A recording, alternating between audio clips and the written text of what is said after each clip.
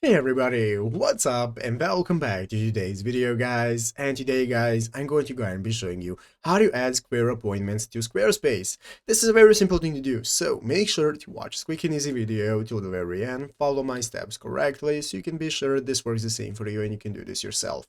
But yeah guys, let's get straight into it. So the first thing you want to do is to go ahead and open up the official squarespace.com website right here if you've not already, and after opening up you'll be greeted by this main page right here, which is the home page where you want to go ahead and log into your account, after which we can now access our dashboard. So here in our dashboard we can find all the websites we want to access, and you can open up the website that you want to add the Square appointments to. So I'm going to open it up right here. That's going to open up my page in this preview mode where I can see my website, products, content, and so on.